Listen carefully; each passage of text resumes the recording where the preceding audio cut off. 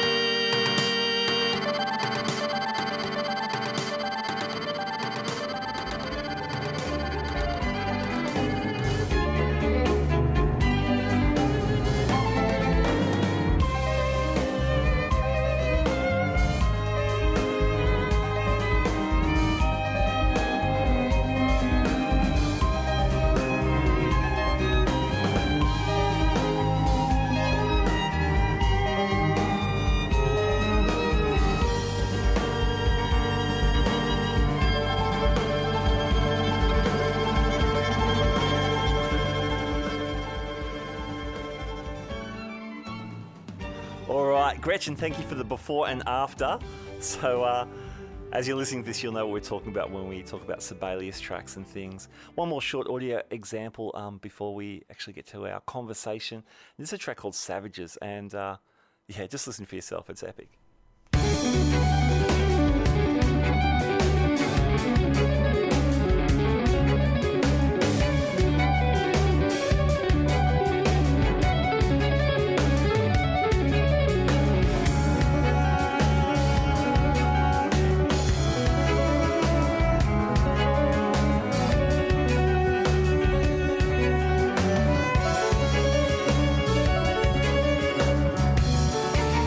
Gretchen Men, welcome back to the Guitar Speak podcast.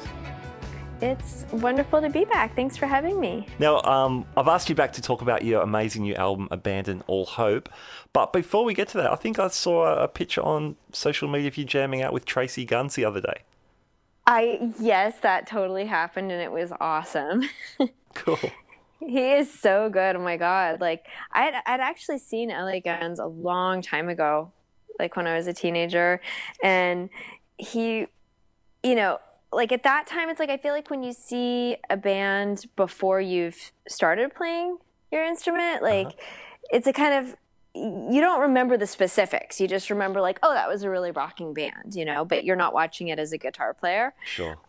And so last night or night before last, I got to enjoy it as a guitar player. And Tracy is fantastic. Like, he's got such a great combination of like a lot of technique, but like so much mojo. Like, his vibrato is just killing, and like he's just such a joyful like person on stage. It's like I seriously felt like I was a teenager. That is cool. So yeah. Daniele Gottardo was there as well. Yeah, he killed it. He's always amazing. So much fun. I know. I got to be on stage with three.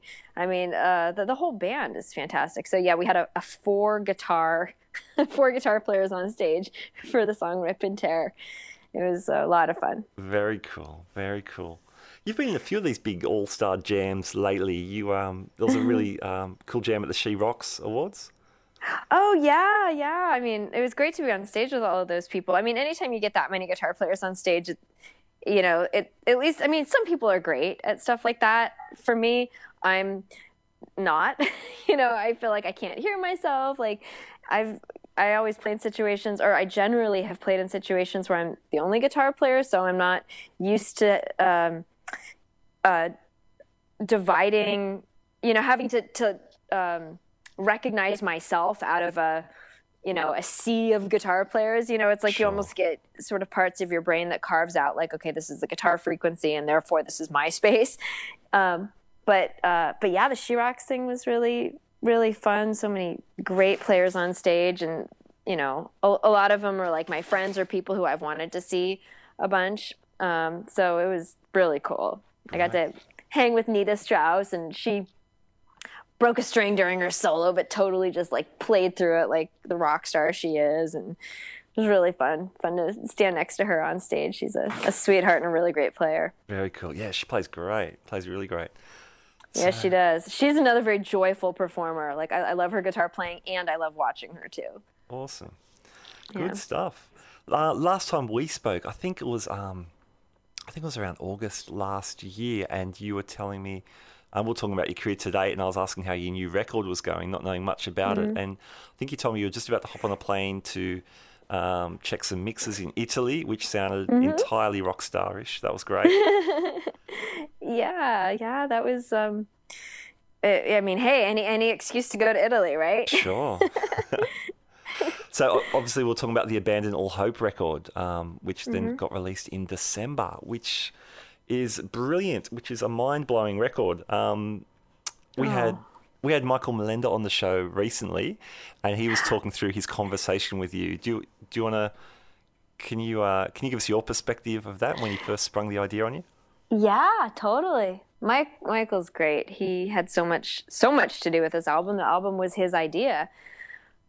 I didn't know Michael very well before the album. Like, I knew of him, of course. Like, everybody who plays guitar knows of him. Yeah.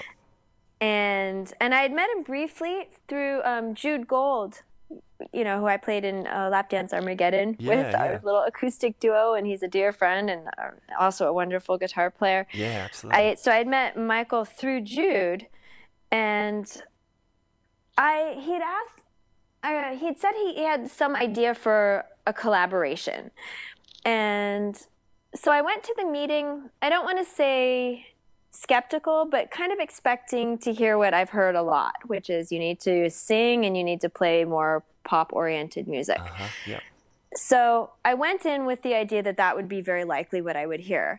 I can tell you I was not expecting him to come at me with, this sheet of paper he handed me that said, Gretchen Menn, Michael Molenda collaboration or something, Dante's Inferno, A Journey in 11 Different Musical Moods.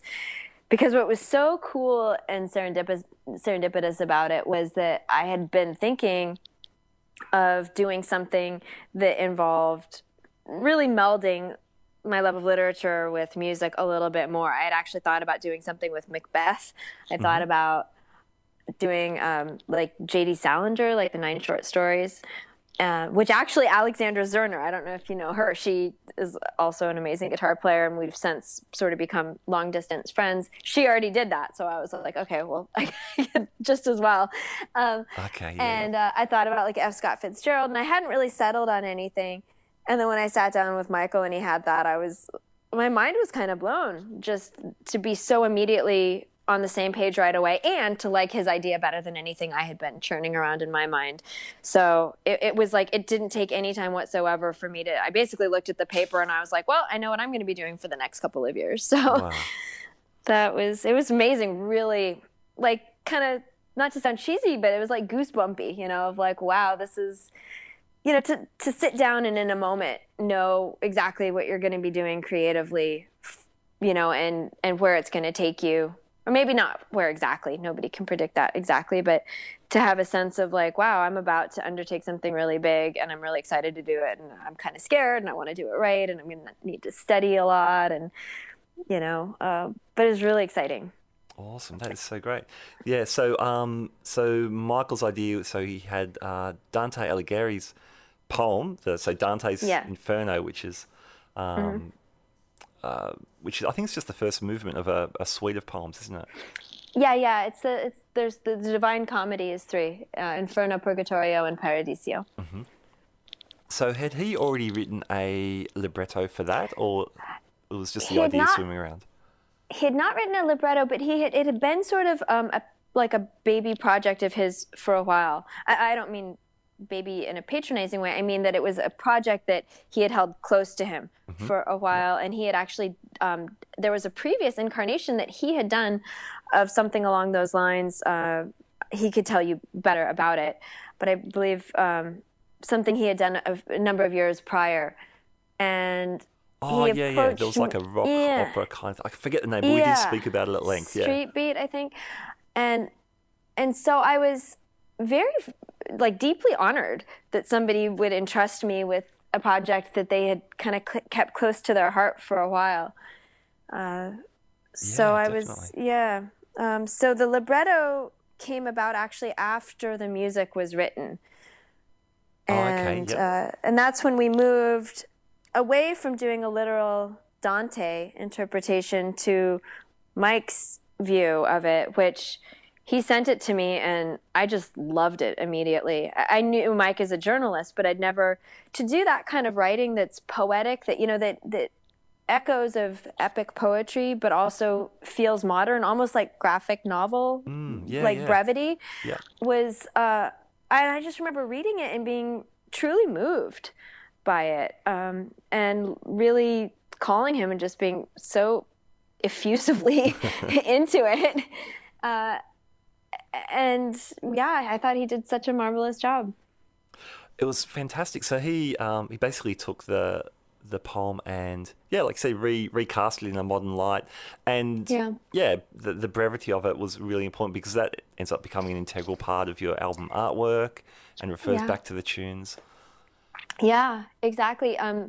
Max Crace did the album artwork, and he and Mike and I were in close contact about, how the 3 things would fit together. I only see the music as one part of the bigger picture, so Max and Mike to me are very much my collaborators and partners in crime. And then of course Daniele, who helped with the artistic production, Daniele Gottardo. Yes.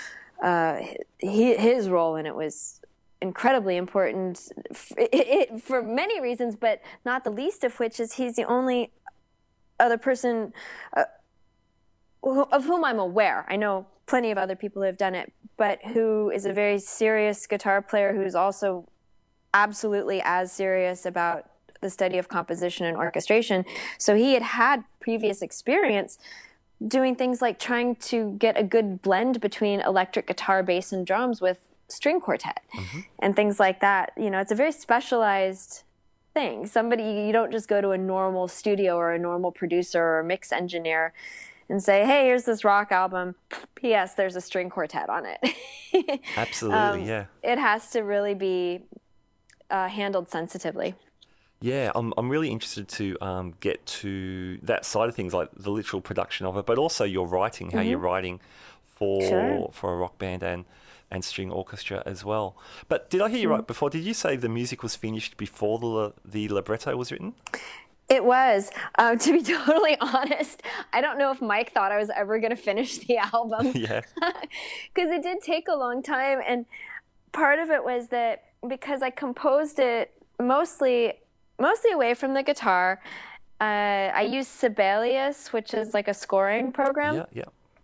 And it has MIDI sounds that require some imagination, Sure. to say the least. Yeah, I'm familiar. It's not that inspiring, the sounds, but on the page it looks great.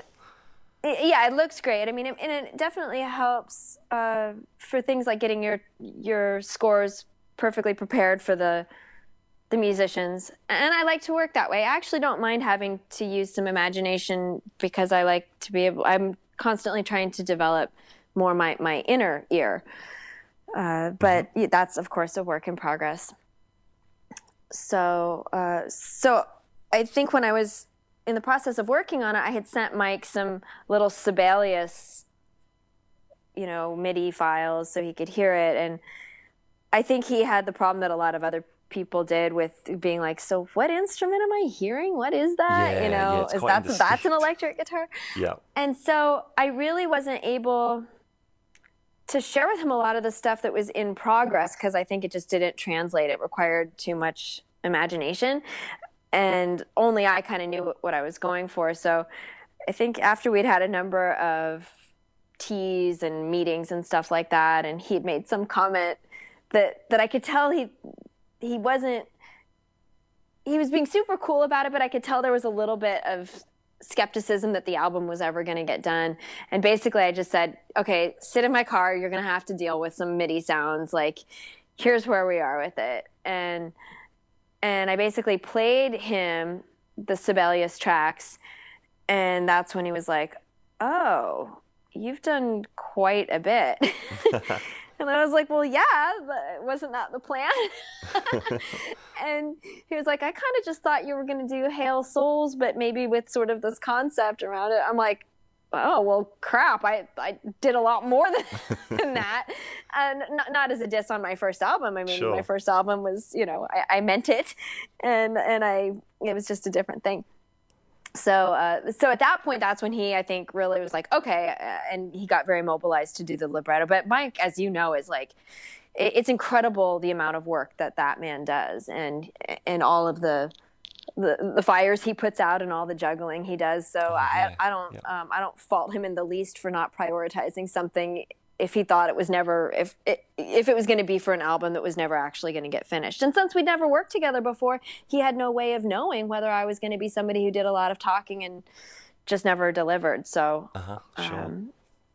Yeah, he's quite amazing. He juggles a really creative mind with a lot of managerial and nuts and bolts kind of work as well. I don't know how he does both sides of his life.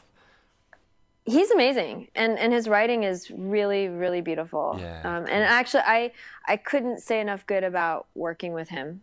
He brought so much, not just to the table in terms of just the concept and the libretto, but he was really important also with sort of like the final mix. He always pushed for like a more cinematic sound. Okay. So yeah, he brought a lot to the this project wouldn't have happened without him. Yeah, no, I guess as you've said a bit here and in other interviews I've heard, it really seems like a bigger collaboration than just a Gretchen Men album, although the music's obviously central to the whole thing. Right. Well, that was always the goal. Yeah, cool. And and Max Crace's images were right from the get-go. I knew that I wanted to work with him, and so he had a lot of time to think about it because, I had a lot of music to compose. And everything he came up with, I just thought was so cool and so perfect. And, awesome. Max just has such an incredible artistry in his work. Great. Do you remember the first song you started writing for the project?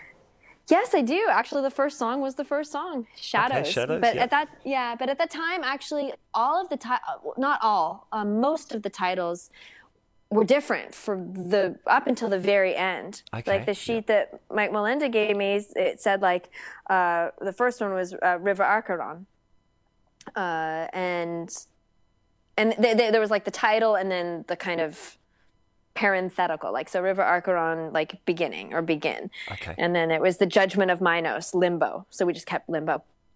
So for a long time, actually, I think all of my Sibelius scores still have the original titles of each track, what it was conceived to be. And sometimes I still think of them like Cerberus became Hound of Hades, but I still often like have to remember like, oh yeah, that's Hound of Hades. Okay, yeah. So yeah, but Shadows was the first thing I wrote.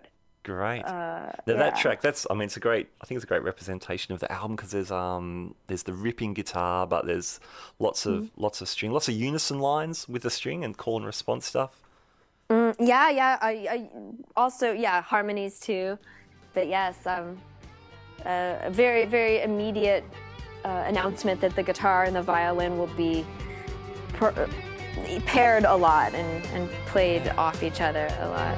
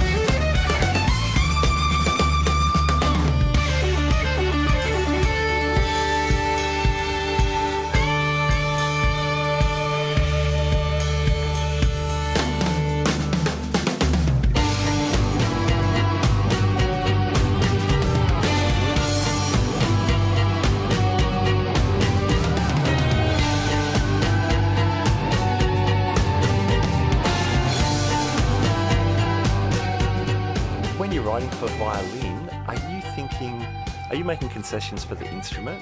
Considering it's tuned in fifths, not fourths like the guitar, or are you just forcing these guys to play your guitar riffs? No. I do study orchestration and composition. I actually have 6 orchestration books. Yeah. and I study with a guy named Thomas Goss who does a thing. He has a website called Orchestration Online, and he does a really cool thing is incredible videos about orchestration. But then also we can work from a distance. He's in New Zealand, although he's a Bay Area native. Okay. And so I am continuing to learn about orchestration from him, but throughout the process of my album, I study with a woman named Elizabeth Erickson, who's my composition teacher. Yep. I studied composition in college, but it's, it isn't like you're like, okay, 3 years of composition, I know it all. I mean, you're like, 3 years of composition, I barely know how to do anything at all. So I studied with her, and fortunately for me, she plays not only violin, but also viola, cello, piano, and she sings. Wow. So perfect. I was able to compose things and then have somebody who actually plays the instruments give me feedback. So even if I'm reading my study of orchestration books and trying to do all the things correct by the instrument and come up with things that go under the fingers in a way that is idiomatically makes sense to the instrument. Yeah, of course. It's also very helpful to actually have somebody with the instrument in hand play through my score and say, okay, the second arpeggio here, if you change this middle note, in one direction, it falls under the fingers really nicely. The way you have it written now is playable but difficult. Yep. So I was getting that feedback from an actual, musician. Ah, that's cool. So then in reverse then, were there any parts that became, trickier on the guitar to actually make them work? Yeah, actually, totally. One of the really nice. I take it as a big compliment. A lot of people have mentioned this. They're like, "Oh, it's not a guitar album," and I'm like, "Okay, that's great." And in my head, I'm remembering just how difficult some of the parts were to play, and I'm like, "Okay, I guess that's a good sign if it doesn't come across that way." But oh yeah, for sure, because very few things were written on the guitar. Shadows, things like certain riffs you can just tell are guitar riffs, like the riff in Shadows or the riff in Hound of Hades. Yeah. And the tapping line in Savages. Savages, yeah, cool.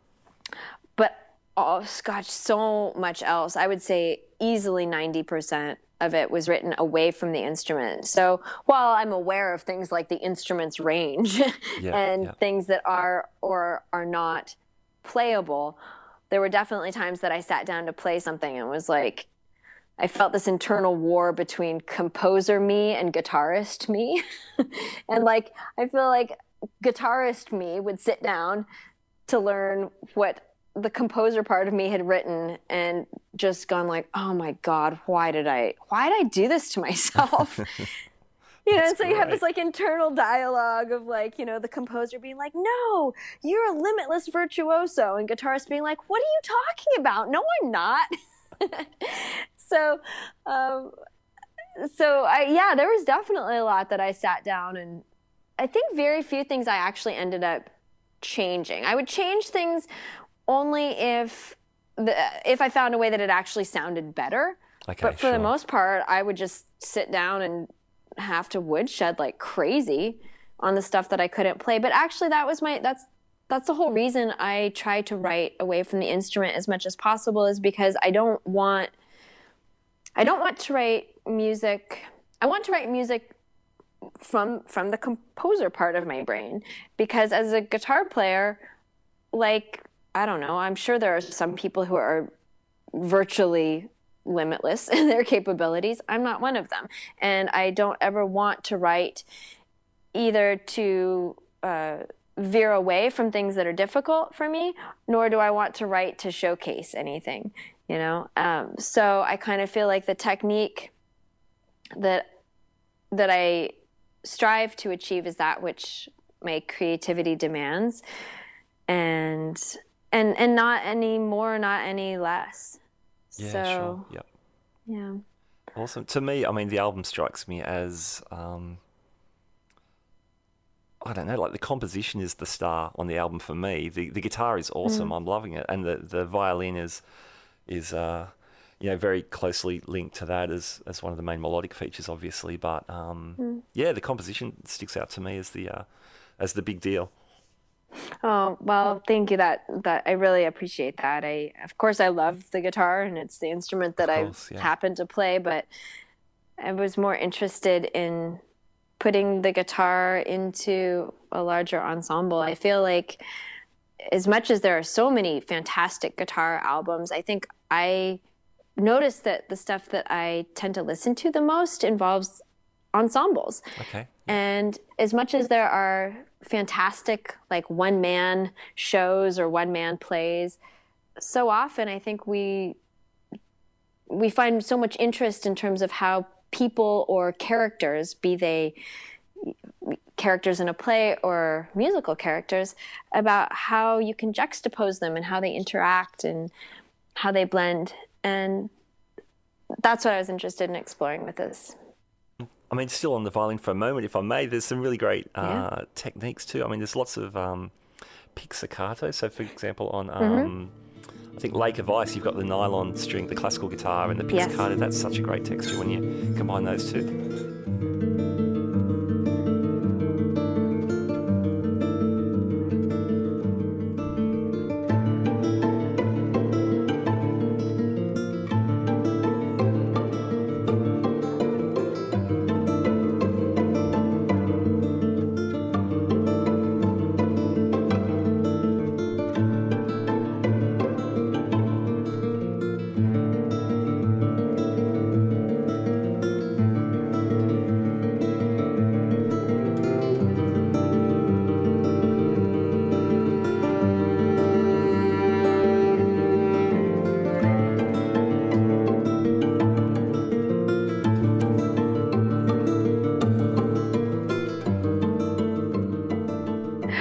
thank you. Yeah, that was one of those things, and I think the album, for the most part, this would be true. I feel like there are so many pieces that I never would have written had I not had the concept. And yeah, you think about how do you evoke certain visuals or certain emotions. And I remember this sheet that Michael Molenda had given me, and it said like Lake of Ice, treachery. And then I'm thinking like, what does that sound like? And how is treachery, how does that sound different from heresy? How do you differentiate these circles of hell? How do you really make each one sound like its own unique place? And so sometimes I would go more with the emotional part of it, and sometimes I would go more with the visual. So Lake of Ice, I definitely thought more of a lake of ice. Although if you've read Dante and that particular circle of hell, that is some creepy stuff. That's cool. That's great. Yeah, great texture. I think I'm hearing some spiccato on Tombs, where they're bouncing the string off. Bouncing the bow off the string. Yeah. And maybe you're also thinking of there's some Coleño stuff on also on Lake of Ice, actually. Oh, okay. So that's the Is that the wood of the bow? Yeah, Yeah, exactly. Cool. Nice. And Coleño Batuta, which is like hitting the strings with it. Good fun. I don't know about you. I mean, you play with a bow, I know, in Zepparella. I have bow envy when I see all the expression you can create with a violin bow.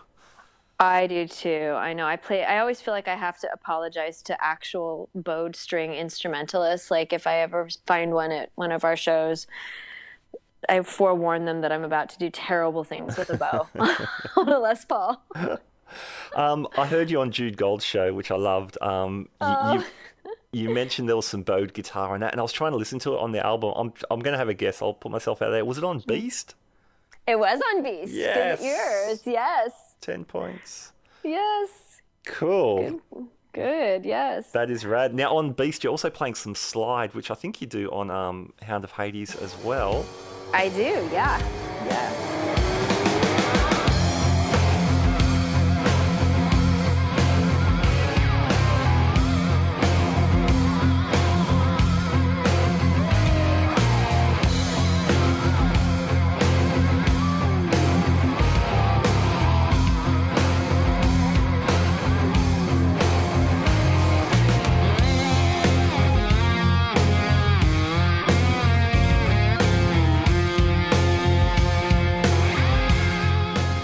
I don't think I've heard you play slide before.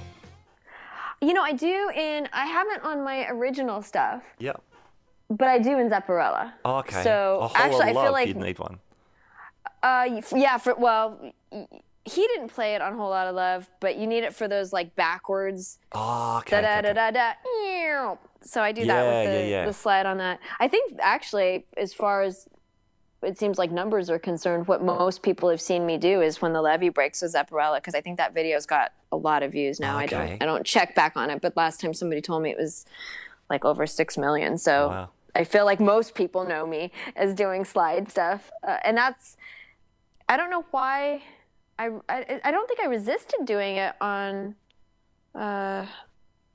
Hail Souls, but you know what I think it was is that I'd never played slide before playing in Zepparella. Right, yeah. And I don't consider myself a slide player, and I would like to be a lot better at it. I see somebody like Derek Trucks or Jeff Backer, some people who are really great at it. Yeah. And I think that I always felt like that I shouldn't do it. But then when you think of something like Beast or Hound of Hades, it's like sometimes there's just a dirtiness that only a slide can get you. Yeah, absolutely. Are you in standard tuning? I am. For everything except for Shadows. Actually, Shadows, I have the A string tuned down to G. Okay. So it's kind of a weird tuning. Yeah. Oh, wait, and did I tune down? I can't even remember. I would have to check. Maybe I'm tuned down to D and G on the low strings, but actually I can't believe I don't remember that. I would have to check. So what's that? D, G, D, G, B, E. So kind of like a G major, E minor, 7 something. I almost never do any open tuning, so I'm an idiot about that. I saw Yvette Young play last night, and she does tons of open tuning. She's Okay. awesome, but I'm completely lost in an open tuning. I just wrote something in DADGAD, which was cool but I'm so easily disoriented. Yeah, I can handle drop D, and that's pretty much it. Cool. So tell me about the production. How does it work? So Daniele, served as the producer. Is that correct? Yeah, we sort of co-produced it. Yeah, sure.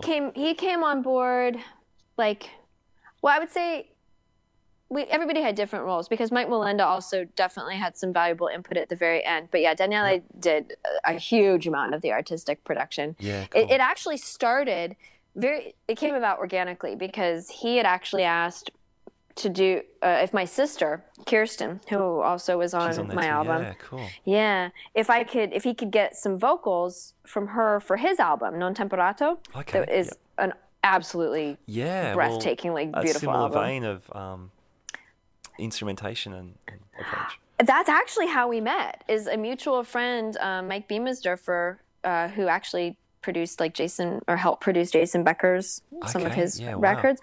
He knew what I was working on. He knew what Daniele was working on, and basically Daniele and I knew of each other, but he kind of shoved us together and was like, you guys need to geek out together. And so that's how we really officially met in a meaningful way.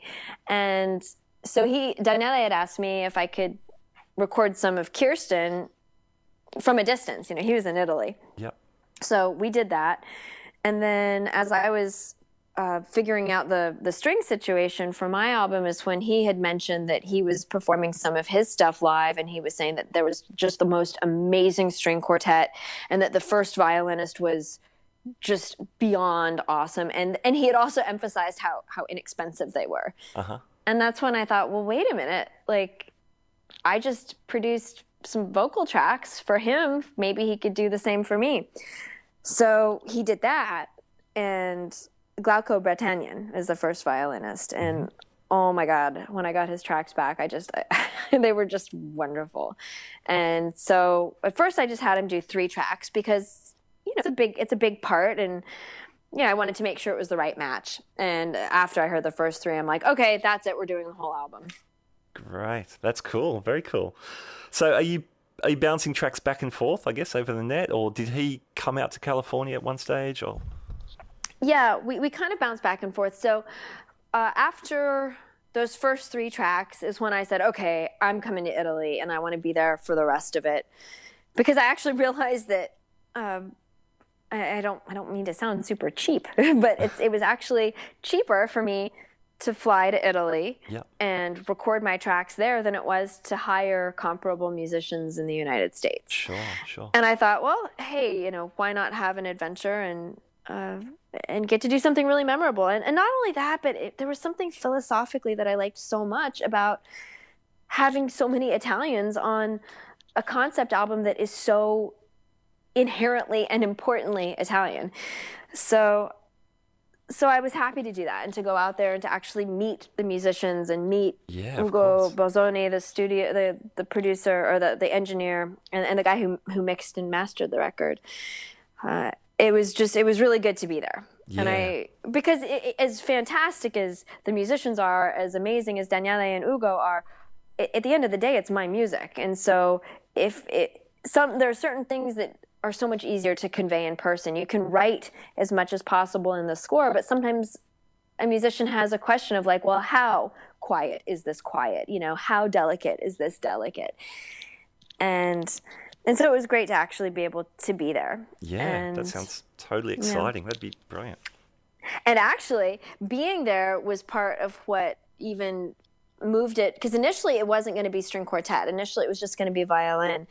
And after Glauco recorded the track Rise, the one for solo violin, he came out and in his rather broken English said, this is very well written. So I was all happy about that. And then he's like, you should write something for my string quartet. So I did not need to be asked twice. And so I came home and I started thinking about, okay, if I could have string quartet, which tracks would it be appropriate to have it on? So I reimagined a lot of the tracks that now have string quartet on them for string quartet. Cool. I love the strings on Bloodshed during that really long middle section that sounds almost through composed. Yeah. That was great to have the full string quartet. And in fact, now I can't believe I ever considered not.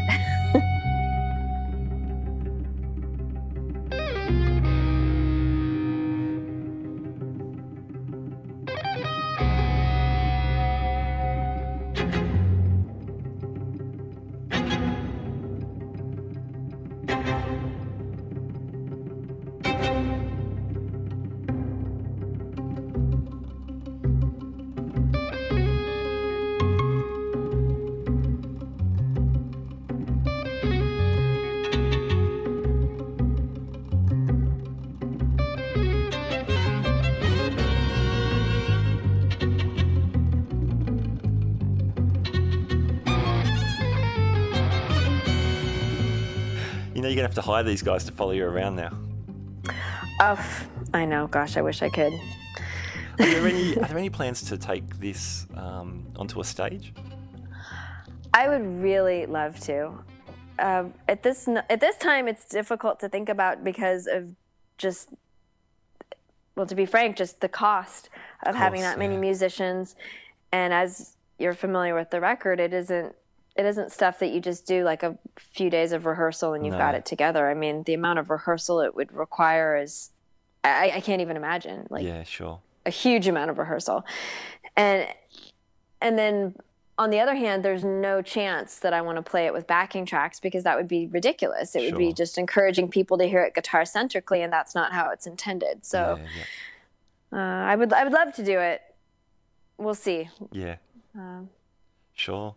Back to the production. You mentioned Danielle is great at combining string section with like a rock sort of band. Did you have to make any concessions, say, with your tone, or you approach in that regard to make it work? Yeah, you hit the nail on the head exactly. A lot of it had to do with his input on what the guitar needed to be doing. Not so much in terms of notes, but in terms of tone and in terms of how to get certain tones that combine really well with strings. So yeah, his input on that was invaluable. Yeah, okay. I mean, they sit well. I mean, the guitar, it ended up sitting beautifully with the strings. Sometimes it's very similar, but sometimes that's some of the fun when you're doing those unison lines or those close harmonies. Right. How about gear? Was your white Music Man still a mainstay for you? Yes, that was the absolute main guitar on the album. I did use a Les Paul for the riff of Shadows. Okay, yep. For Hound of Hades and for Beast. Cool. Obviously, but yeah, the Music Man Silhouette Special was the main guitar on that, and then I have the classical guitar. I have that was on Hellward Swoon, Lake of Ice, and Grace is a Kenny Hill Ruck classical. Beautiful. Yeah, I think we spoke about that last time round. That sounds beautiful. That guitar records beautifully as well. Oh, thank you. Cool. And Hound of Hades with the Les Paul. Yeah, that's where you get your metal going on, I think. A little bit, right? Yeah, it's cool.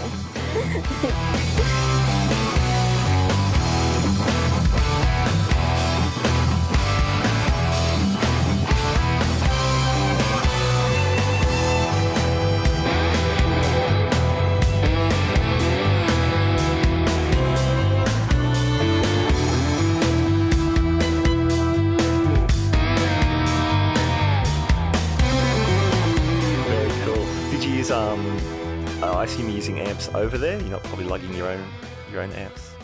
No, I lug my own amps. Not to Italy. The guitars were all the guitars were all done here in the United States. Oh, okay. So okay, cool. Yeah, what I did for most of it actually was, an album like this, cost is such a huge concern because it's like you can easily bankrupt yourself and everybody in your family if you wanted to. Yeah, right. But so I was trying to be really conscientious about how and where to save money. Yeah, sure. And so I recorded the guitars at home. And the way I did it is I have my Engel amp set up literally in my garage with Yeah. the cabinet facing as unobtrusive of a way as possible, so facing inward toward my house Yeah. and away from my The neighbors. neighbors, yeah. And I would try to do between normal hours of the day, like, I don't know, like midday to early evening, Yep. so that nobody would freak out. And we had it mic'd up and just going into my home Pro Tools, like my Cool. laptop. Yep. But what we did is we split the signal, so we got a direct line from it. Okay. And then we went into the studio once we got the takes, and we reamped it. So basically we got the takes at home. Yep. And then going into the studio to reamp is basically just bringing in the amps. And then actually what's really nice about that is you can then audition amps. Yeah, that's So cool. something that might sound good as you're playing it, when you actually sit back and get your producer's ears on, you might be like, oh, actually that tone is a little more aggressive than I wanted it to be, or maybe I want a different flavor on that one. So after we got the takes, we brought it into Get Real Productions, which is the studio where I recorded Hail Souls with Robert Preston, and one of my favorite places to work.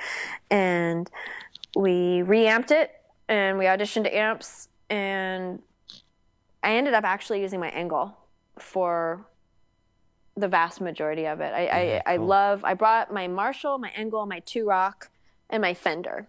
And the Fender actually isn't reamped. That was on Limbo. That I actually did in the studio. Oh, okay. And then the rest, just the Engel ended up just being the right flavor and the right blend with the other instruments.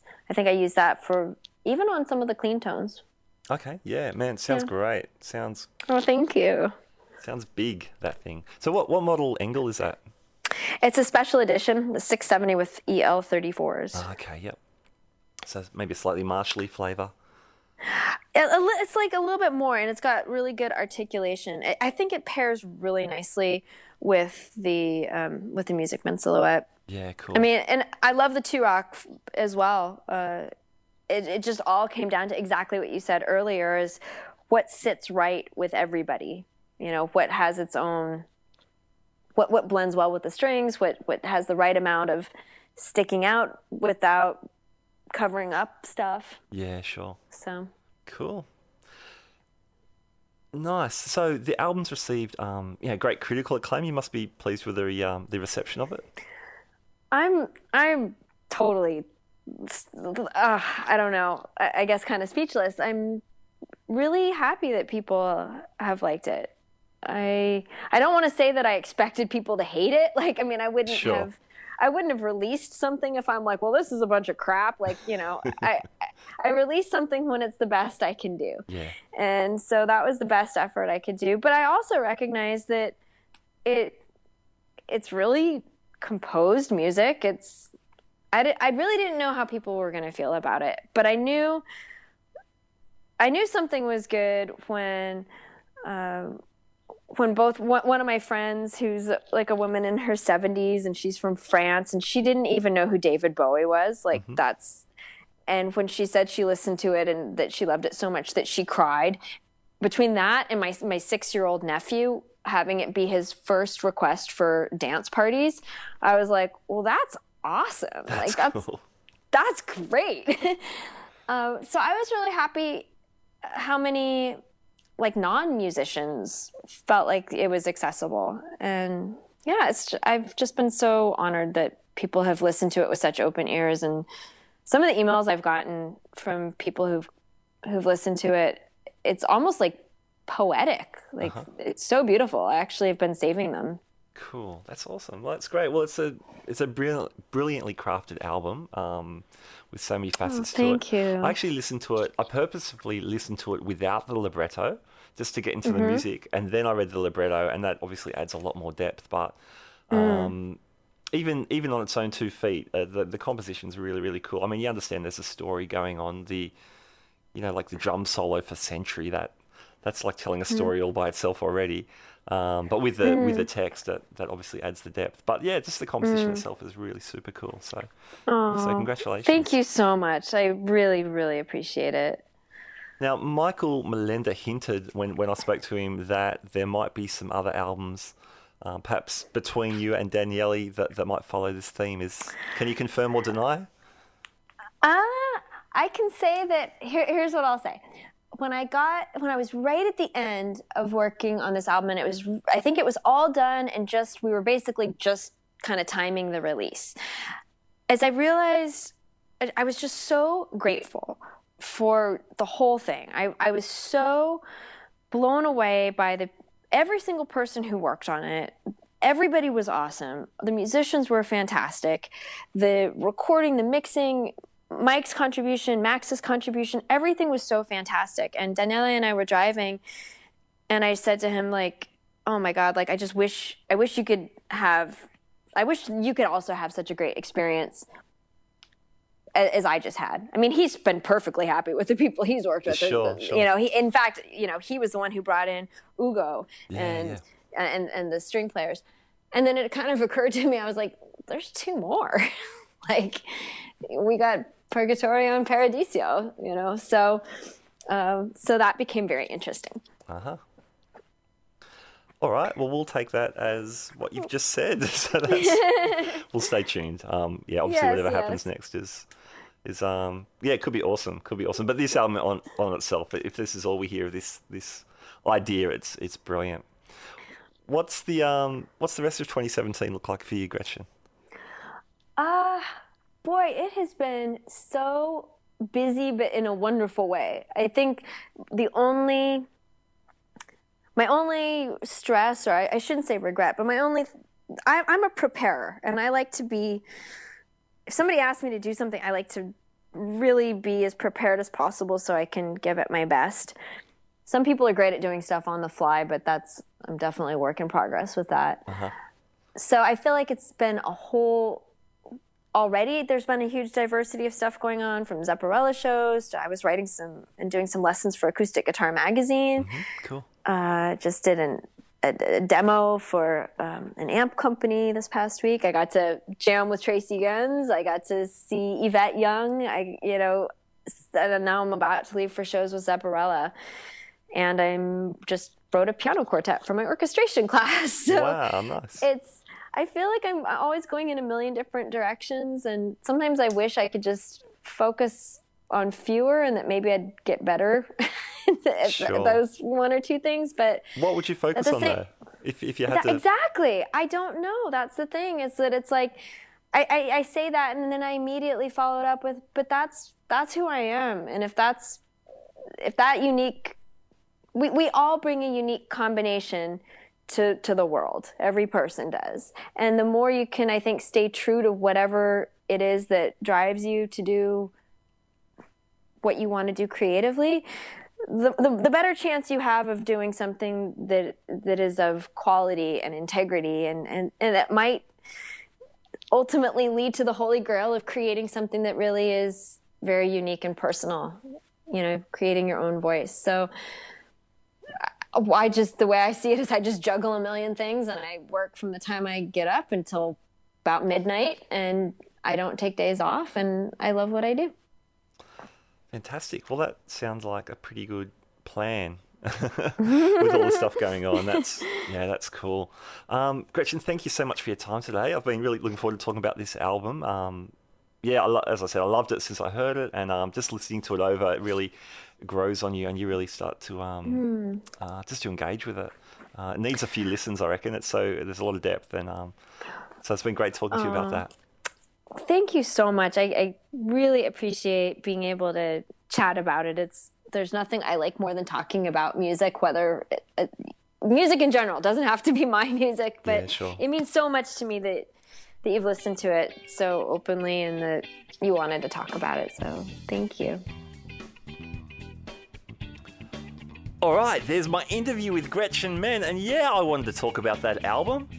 Man, so good. So I totally encourage you to check it out. Now, you can get it digitally through, your usual kind of places, but I'd encourage you to check it out and to buy it through Gretchen's own website. That way you get all the artwork, all the album credits, and the libretto written by Michael Molenda. So you get the full experience of the album. So I can do it that way. Now, speaking of Michael Molenda, we interviewed him in episode 38. and we talked about this album and a whole bunch of other Guitar Player magazine stuff. Jude Gold got a mention in this episode, and we spoke to him in episode 32, and we did like a really fairly extensive overview of Gretchen's career back in episode 18. So any of those interviews are good to check out now. How can you find them? Go to guitarspeakpodcast.libsyn.com. You can find all the episodes from our last year and a bit. Or even better yet, subscribe to us on iTunes or Stitcher, and that should look after you no matter what device you listen to your podcasts on. And then you get new episodes from us delivered straight to your device thingamajig. All right, that's it for me. My name's Matt Wakeling. You've been listening to the Guitar Speak podcast, and we'll catch you next time. Bye now.